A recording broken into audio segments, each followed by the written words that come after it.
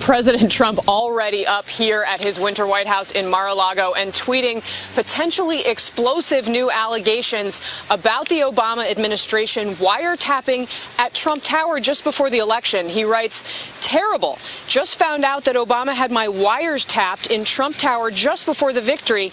Nothing found," and he says this is McCarthyism. Now, this is all just emerging. We have reached out to former Obama administration officials and are trying to find out exactly the latest and what has happened. But this is shaping up to be another busy weekend for the president. President Trump touching down in Florida for another working weekend. There's not rest at the Southern White House. It's all work. Making the short trip from his Mar-a-Lago estate to the swanky Four Seasons, meeting privately with wealthy Republican donors, but in public trying to turn the tables on Democrats, tweeting this picture of Nancy Pelosi meeting with the Russian ambassador after she claimed she hadn't. I'm not with this Russian ambassador, no. And this one of Chuck Schumer at a gas station with Vladimir Putin. For the record, Schumer tweeted, they were Krispy Kreme donuts. The Democrats arguing their meetings were out in the open, while President Trump's associates have kept their meetings secret.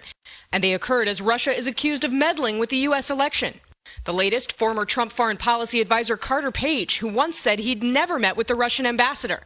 Just trying to get a straight answer. Like, did you meet Sergei Kislyak in Cleveland? Did you talk to him? I'm not going to deny that I talked with them. Pressure is mounting on Capitol Hill, with Democrats demanding the Justice Department give Congress more information about any investigation into Trump campaign contacts with the Russians. I would say at this point we know less than a fraction of what the FBI knows. Democratic Senator Chris Coons telling NBC's Andrea Mitchell there might be transcripts of the contacts that the FBI isn't showing Congress. There are transcripts that provide very helpful, very critical insights into whether or not Russian intelligence and senior Russian political leaders, including Vladimir Putin, were cooperating, were colluding with the Trump campaign at the highest levels to influence the outcome of our election. Meanwhile, Vice President Mike Pence facing his own controversy. The Indy Star reporting he just turned over 13 boxes of emails containing government business sent from a private account while he was governor of Indiana. The vice president dismissing comparisons with Hillary Clinton. No, there's no comparison whatsoever between Hillary Clinton's practice of having a private server, mishandling classified information. Hillary Clinton was on a flight with one of her former top aides, Huma Abedin, when a fellow passenger caught a picture of her reading the USA Today story about Mike Pence's emails. A little bit of irony there.